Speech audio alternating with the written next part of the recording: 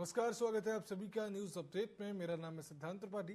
रुक करते खबरों की ओर। उत्तराखंड राज्य अपना 24वां स्थापना दिवस मना रहा है। राज्य स्थापना दिवस की पूर्व संध्या के अवसर पर टिहरी जिला मुख्यालय के शहीद स्मारक पर कार्यक्रम का आयोजन किया गया और इस दौरान अमर शहीदों की स्मृति में 43 दीप जलाकर श्रद्धांजलि अर्पित की गई। इस दौरान राज्य आंदोलनकारियों ने प्रदेश के दिन प्रतिदिन बिगड़ते हालातों को लेकर गंभीर चिंता व्यक्त की है और कहा कि 20 सूत्री मांगों का एजेंडा तैयार कर 9 नवंबर को प्रदेश सरकार के मुख्यमंत्री को सौंपा जाएगा। उन्होंने कहा कि आज भी उन्हीं मुद्दों को लेकर प्रदेश में लड़ाई लड़ी जा रही है जो कि राज्य निर्माण के दौरान जिन मुद्दों पर लड़ाई की गई थी।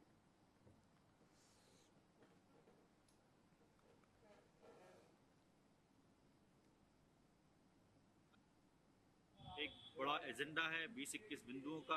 वो संपूर्ण उत्तराखंड के परिप्रेक्ष्य में आज सारे राज्य आंदोलनकारी यहाँ जुटे हुए हैं।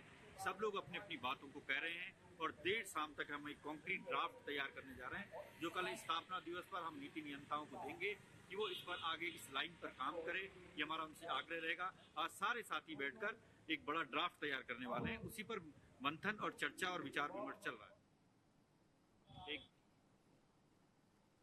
सरकार उत्तराखंड के 24वें स्थापना दिवस को सादगी से मनाने जा रही है और इसी क्रम में राज्य स्थापना दिवस को लेकर प्रदेश में तमाम कार्यक्रम आयोजित किए जा रहे हैं।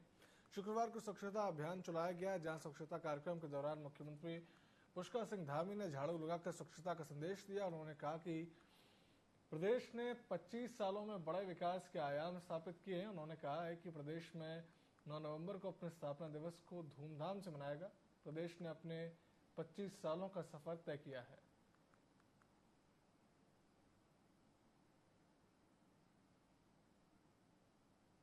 इस साल के अंदर राज्य तेजी से आगे बढ़ा है और बहुत सारे मामलों में जब हमारी राज्य की शुरुआत हुई थी तो हम शुरुआती दिनों में चाहे हम प्रति व्यक्ति आय की बात करें, विकास की बात करें, सड़कों के क्षेत्र में, परिवहन के क्षेत्र में, बिजली के क्षेत्र में, उद्योग के क्षेत्र में, कोई क्षेत्र ऐसा नहीं जिस क्षेत्र में हम आगे नहीं बढ़े। एक बड़ा फैसला हमने तय किया है। ये हमारे लिए प्रेरणा भी है, हमारे लिए पूंजी भी है। उसी को आधार मानकर हम अब आगे बढ़ेंगे और हम आगे बढ़ भी रहे हैं। इस साल राज्य स्थापना दिवस के मौके पर मुख्यमंत्री पुष्कर सिंह धामी ने देहरादून के रेसकोर्स में स्वच्छता अभियान कार्यक्रम में शिरकत की। इस दौरान मुख्यमंत्री ने खुद साफ सफाई का स्वच्छता का संदेश दिया। उन्होंने कहा कि राज्य स्थापना दिवस की पूर्व संध्या है। प्रधानमंत्री नरेंद्र मोदी की ओर से करीब 10 साल पहले चलाए गए स्वच्छ अभियान की वजह से पूरे देश में स्वच्छता के प्रति लोगों में जागरूकता बढ़ी है। ऐसे में प्रधानमंत्री नरेंद्र मोदी की स्वच्छ और स्वस्थ भारत की परिकल्पना साकार हो रही है।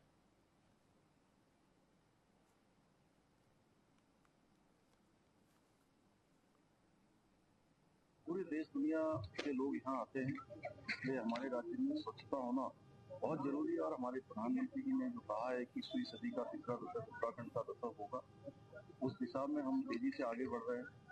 हर क्षेत्र में आज उत्तराखंड अपने मुकाम की ओर आगे बढ़ रहा है, लक्ष्य की ओर आगे बढ़ रहा है। और कल से हम 24 साल पूरे करके 25वें साल में जा रहे हैं। इसमें सभी लोग इस स्वच्छता के अभियान में भी सहभागी बने। आज का पूरा दिन, क्योंकि हमने हमारे यहाँ जो आज से 5 दिन पहले एक बहुत दुखद दुर्घटना हुई थी अल्मोड़ा के मतुला के पास, इसमें 36 हमारे बीच के हमारे भाई बहन बच्चे दिवंगत हो गए, हमारे बीच में नहीं रहे। तो आज सभी जगह एक श्रमदान का कार्यक्रम और स्वच्छता का अभियान चलाया है। भगवान उनकी आत्मा को भी शांति दे और अपने पितरों में स्थान दे। अपने पारिवारिक जनों को जो आघात पहुंचा है, कष्ट हुआ है, उनको इस कष्ट को सहने की शक्ति प्रदान करे। उत्तराखंड राज्य की 25वीं वर्षगांठ की पूर्व संध्या पर अल्मोड़ा में विचार गोष्ठी का आयोजन किया गया, जिसमें कि राज्य की अवधारणा और वर्तमान स्थिति पर चर्चा की गई। क्षेत्रीय पार्टियों और संगठनों ने गोष्ठी का आयोजन कराया था। गोष्ठी में बुद्धिजीवियों ने उत्तराखंड की समस्याओं और विकास के मुद्दों पर अपनी बात रखी। उत्तराखंड परिवर्तन पार्टी के केंद्रीय अध्यक्ष पीसी तिवारी ने कहा कि उत्तराखंड का गठन पहाड़ के लोगों के विकास के लिए किया गया था, लेकिन आज राज्य में सिर्फ नेताओं, अधिकारियों, पूंजीपतियों और भूमाफियाओं का फायदा हो रहा है। आम आदमी, किसान और युवा बेरोजगारी, भ्रष्टाचार और अन्य समस्याओं का सामना कर रहे हैं।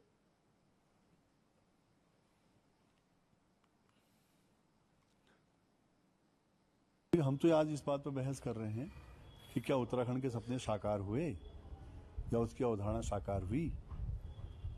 जिस उद्देश्य के लिए उत्तराखंड राज्य मांगा गया था कि उत्तराखंड की जो प्राकृतिक संसाधनों पर जनता के अधिकार होंगे, उत्तराखंड की राजधानी गैरसैंण होगी, हिमालय की संवेदनशीलता पर विचार करते हुए विकास की नीतियां बनेंगी, लोगों से पूछा जाएगा, उनसे बात की जाएगी, शिक्षा एक जैसी होगी, स्वास्थ्य सुविधाएं होंगी, हिमालय की उन जटिलताओं के बीच हमारे गाँव में जो कृषि है, जो हमारा जंगल है, वो हमारे काम आएगा।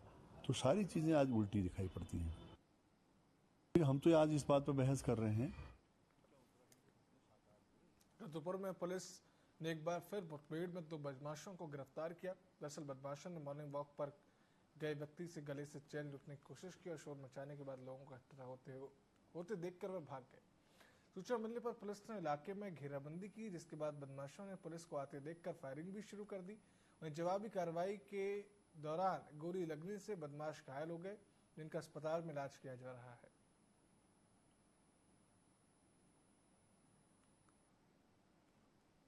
घेराबंदी की गई।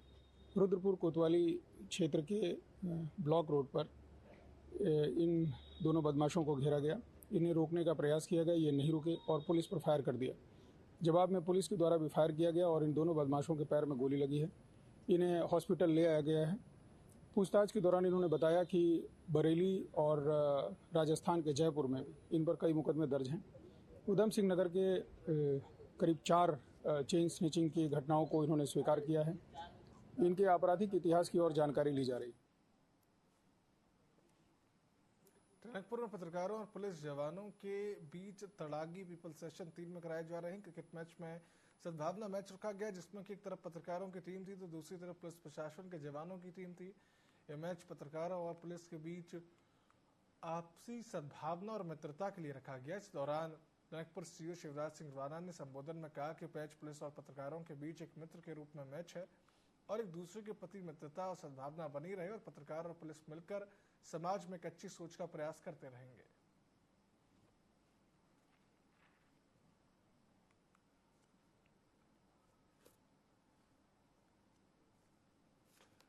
वहीं हम बात कर रहे हैं बरसात गुजर जाने की बात की, जहां पर यहां के बाशिंदों को लकड़ी के पुल से आवाजाही करने को मजबूर है। ऐसे में गांव के ग्रामीणों के एक शिष्टमंडल ने शुक्रवार को उप जिलाधिकारी थराली कमलेश मेहता से मुलाकात कर एक ज्ञापन सौंपा है। साथ ही अधिशासी अभियंता लोक निर्माण विभाग समेत सिंचाई विभाग को भी भेजते हुए 1 माह में मोटर पुल और झूला पुल का निर्माण शुरू कराए जाने की मांग की है।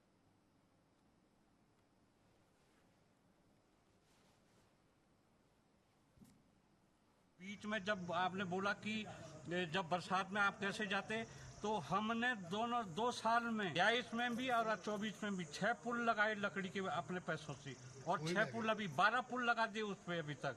लेकिन शासन प्रशासन ने कहीं पे भी कोई मदद नहीं करी हमारी। लकड़ी का पुल अगर ढह जाता है तो हम लोगों के लिए आने जाने के लिए कोई भी व्यवस्था आज के पीरियड में वहाँ पे नहीं है। और आज हम 4 गांवों का सिस्टम, सूना, दिलवाड़ा, पैनगढ़ का सिस्टम यहाँ पाया था।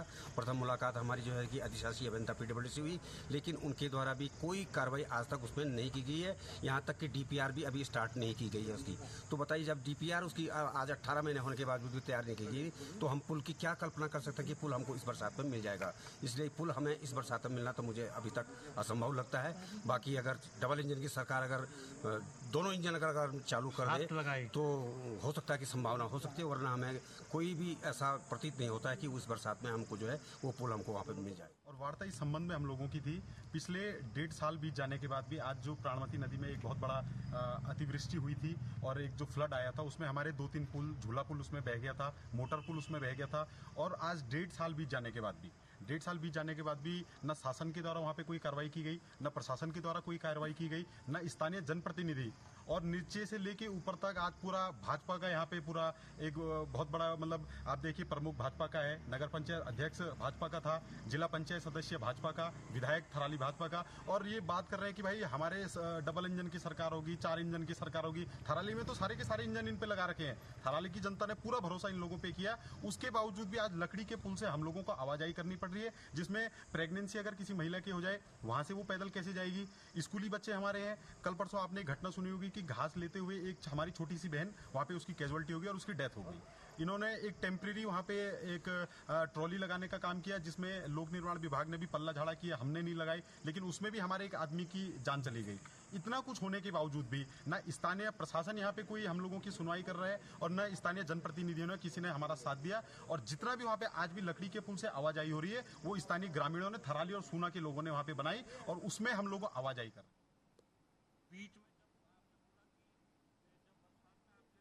हेलमेट मैन ऑफ इंडिया के नाम से मशहूर राघवेंद्र सिंह पहाड़ों की रानी मसूरी पहुंचे और यहां पर उन्होंने लोगों को सड़क सुरक्षा के नियमों के बारे में जानकारी दी। साथ ही बिना हेलमेट गाड़ी चलाने वालों को समझाइश देते हुए उन्होंने जागरूक किया और वाहन चालकों से हेलमेट पहनकर ही गाड़ी चलाने की अपील की। उन्होंने मसूरी के गांधी चौक पर बिना हेलमेट चला रहे 2 पहिया वाहन चालकों को रोका और उनको हेलमेट प्रदान किए। बता दें कि राघवेंद्र सिंह के करीबी मित्र हेलमेट नहीं पहनने के कारण बाइक चलाते समय दुर्घटना का शिकार हो गए थे। सड़क हादसे में अपने दोस्त कृष्ण कुमार की मौत का उनके दिलो दिमाग में इतना गहरा असर हुआ कि उन्होंने सड़क सुरक्षा की मुहिम चलाने के लिए अपने घर तक को बेच दिया। पिछले 10 सालों में देश के 22 राज्यों में लोगों को सड़क सुरक्षा के प्रति जागरूक करने वाले राघवेंद्र कुमार इन दिनों मसूरी में अपने मिशन के लिए पहुंचे हैं।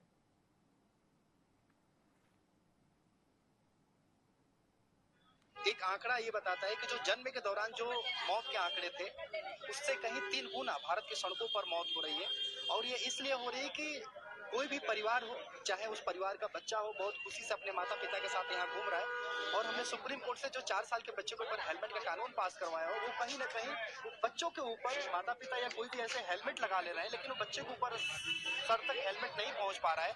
और यही पहुंचाने का जो कानून का जो नियम है ये भी और सड़कों पर लोगों का बताने का प्रयास कर रहा हूँ। 10 वर्ष पहले अपने मित्र को खो दिया था जो अपने माता पिता का इकलौता चिराग था, और मेरा 65,000 हेलमेट बांटने का वर्ल्ड रिकॉर्ड दिया, जिसमें से 26 लोगों की जिंदगी बचाया हूँ। और मैं धन्यवाद देता हूँ कि हमारे उत्तराखंड के ट्रैफिक डायरेक्टर मुख्तार मोहसिन जी ने हमें यहाँ प्रशासन ने ब्रांड एम्बेसडर रोड सेफ्टी का बनाया हुआ है, और इसको लेकर के अलग अलग जिलों में अभियान करता रहता हूँ।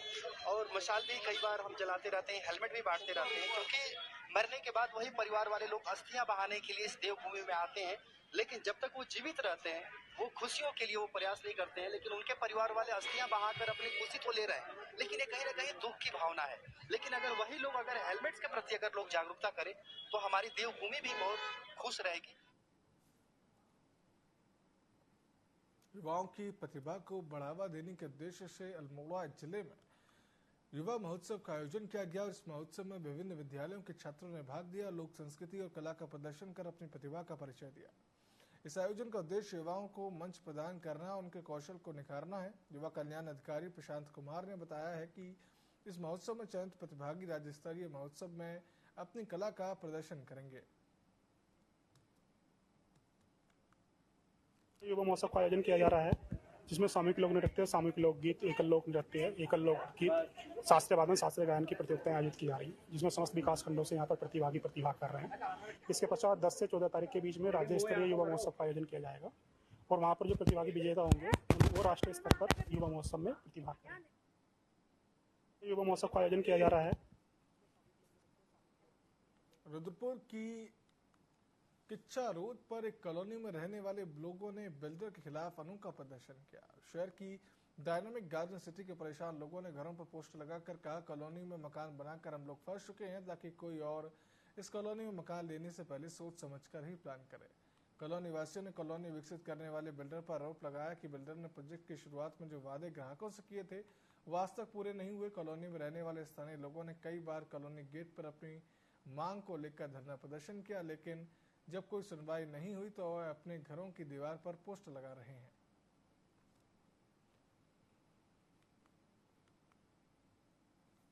मेरी समस्या तो ये है, रोड और नाली। किस तरीके की दिक्कत आती है? रोड नीचे है, 2 फुट पानी भर जाता है। अरे घरों में चला जाता है, बाढ़ आता है। हाँ, जब ज्यादा बढ़ता है तो घर के अंदर चला जाता है। क्या लगता है क्या होना चाहिए? होना क्या चाहिए, यही डेवलपमेंट होना चाहिए, रोड बन जाए, नाली बन जाए। बिल्डर से मांग की थी पहले कभी सब बनाने को लेके? बिल्डर से तो हम तो खैर अभी आए रहने, लेकिन ये बताते हैं कि कई बार मांग कर चुके हैं। हाँ, कई घर पर पोस्टर लगे हुए हैं। ये सारी मेन समस्या है सीवर लाइन की।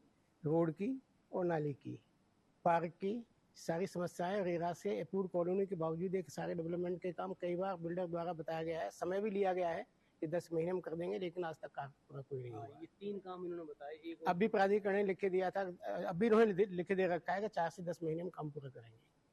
दिक्कत किस तरीके की आती है? दिक्कत है सबसे बरसात के समय पानी भरता है, भरा हुआ पूरा पानी। मेरी समस्या तो ये है रोड। हरिद्वार के रिहायशी क्षेत्र में हाथी की आवाजाही का सिलसिला जारी रहा और इस कड़ी में हाथी गुरुकुल कांग्रेस विश्वविद्यालय परिसर के अंदर घुस आया, जिससे कि विश्वविद्यालय परिसर में हड़कंप मच गया। बताया जा रहा कि विश्वविद्यालय परिसर में दूसरी बार हाथी की चहलकदमी हुई है और वन विभाग के हाथियों को रिहायशी क्षेत्र में आने से रोकने में विफल हो रहा है।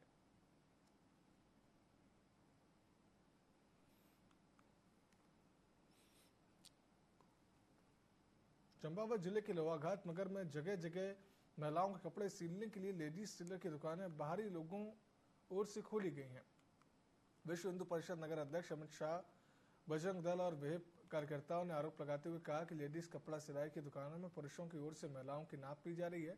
नाप के बहाने महिलाओं के साथ छिड़खानी की जाती है। शुक्रवार को इस मामले को लेकर वेब नगर अध्यक्ष अमित शाह के नेतृत्व में बजरंग दल और वेब कार्यकर्ताओं ने एसडीएम लोहाघाट रिंकू बिष्ट और तहसीलदार जगदीश सिंह नेगी से मुलाकात की। इस दौरान उन्होंने महिला टेलरिंग की दुकानों में महिलाओं की नाप लेने के लिए महिला कर्मी नियुक्त करने की मांग की है, ताकि महिलाएं बिना किसी हिचक के नाप ले सके। क्या माध्यम से हमारे संज्ञान में लाए हैं, हम इस मैटर को दिखवाते हैं कि क्या हो रहा है। कि व्यापार संघ भी है और इनको पूछते हैं कि संघ ने किस जैसे इनका मेरे संज्ञान में लाया है कि रेट लिस्ट भी अलग अलग है, तो इसका तो रेट लिस्ट का भी एक प्राविधान रखा गया है। अधिकांश तो जहाँ नगर पंचायत या अन्य शहरी हमारे क्षेत्र हैं, इनकी भी अपनी एक यूनियन होती है। तो यहाँ पर क्या परिस्थिति है, मैं इसकी जांच करवा के फिर इसमें संज्ञान लेते हैं। जितना उचित कार्रवाई होगी हम कार्रवाई करवाएंगे। दीपावली से पहले हमारे पास 2-3 प्रकरण ऐसे आए हैं जिसमें महिलाओं ने लोक और लाज की डर से अपना ये ना बयान दिया, ना हमको कभी कुछ बताया। तो ये दबे कानों से हमारे कानों में पड़ी ये बात कि जो ये लेडीज़ टेलरों के नाम से जो इनने दुकानें खोली हुई है और विशेष समुदाय वाले लोग हैं ये, तो इनने नाप लेने के टाइम पे ये थोड़ी अभद्रता करते हैं। विश्व हिंदू परिषद द्वारा एक ज्ञापन इस आशय का दिया गया है कि शहर में जो टेलर्स की दुकान है वहाँ पर महिला टेलर्स नहीं है या फिर नाप लेने के लिए महिला कर्मी नहीं है। इसकी जांच कराई जाएगी और इसके अलावा इनकी ये भी शिकायत रही है कि जो आपके मीट मार्केट है, जो आपके नाई की दुकानें हैं, इसमें जो लाइसेंस होल्डर है उसकी बजाय नए लाइसेंस होल्डर वाले आ रहे हैं, उनका प्रॉपर वेरिफिकेशन नहीं हुआ। इस संबंध में मेरे द्वारा ईओ नगर पालिका लोहाघाट को और एसओ थाना लोहाघाट को कड़े निर्देश जारी कर दिए गए हैं। अल्मोड़ा के कूपी में हुए भीषण सड़क हादसे की जांच को लेकर पुलिस ने कार्रवाई तेज कर दी है। घायलों के बयान के साथ विशेष टीम गठित कर इन्वेस्टिगेशन भी शुरू कर दी गई है। एसएसपी देवेंद्र पिंचा ने बताया कि हादसे के तत्काल बाद स्थानीय लोग और पुलिसकर्मी मौके पर पहुंचकर रेस्क्यू अभियान में जुट गए थे, जिसके कई घायलों की जान बचाई जा सकी। वहीं एसएसपी ने उत्कृष्ट काम के लिए पुलिसकर्मियों और स्थानीय लोगों को सम्मानित करने की बात भी कही है।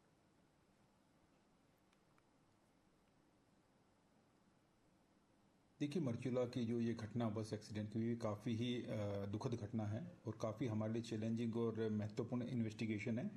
इसको ध्यान में रखते हुए हमने जो पूरी इन्वेस्टिगेशन और एक टीम बना दी है, जिसमें थाना अध्यक्ष बतरोज खान के नेतृत्व में 2 सब इंस्पेक्टर उनकी हेल्प के लिए रहेंगे। इसमें हम लोग फिलहाल जो घायल वगैरह है उनके हम बयान दर्ज कर रहे हैं। इसके अलावा टेक्निकल मुआयना वगैरह जो है उसकी रिपोर्ट वगैरह ले रहे हैं।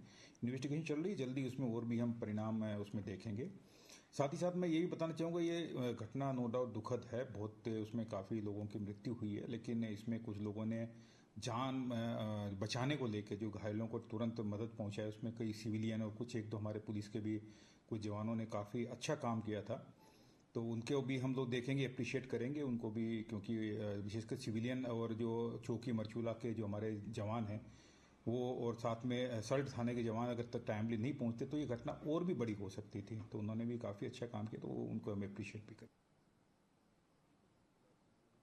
युवा कल्याण एवं प्रांतीय आरक्षक दल विभाग के तत्वाधान में 4 दिवसीय उत्तराखंड युवा महोत्सव का आयोजन किया जा रहा है, जिसकी तैयारी विभाग की ओर से पूरी कर ली गई है।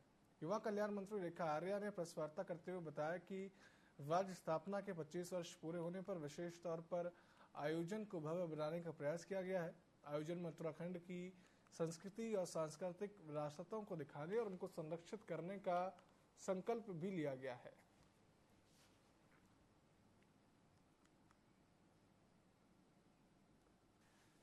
हम लोग युवा महोत्सव राज्य स्थापना दिवस के अवसर पर हम लोग युवा महोत्सव सेलिब्रेट करेंगे। ये 9 तारीख की शाम से लेकर 14 तारीख तक यानी कि बाल दिवस तक यह युवा महोत्सव लगातार कार्यक्रम के रूप में हम सबके बीच में रहेगा। इस युवा महोत्सव को हम लोग परेड ग्राउंड में आयोजित कर रहे हैं और इस युवा महोत्सव में माननीय मुख्यमंत्री जी के कर कमलों से 9 तारीख को शाम से इसका शुभारंभ होगा और 14 तारीख तक ये लगातार संचालित रहेगा। प्रथम दिन में हमारे इस युवा महोत्सव के कार्यक्रम में हमारे खासकर जो हमारे नेशनल गेम्स होने वाले हैं तो नेशनल गेम की एक थीम भी इसमें मुख्य रूप से प्रभावी ढंग से रखी गई है। तो प्रथम दिन हम लोग इसमें 38वें राष्ट्रीय खेलों के प्रचार प्रसार और पारंपरिक खेलों का प्रदर्शन रहेगा, जिसमें हमारे मलखम्ब, पिट्ठू और मुर्गा झपट का प्रदर्शन रहेगा।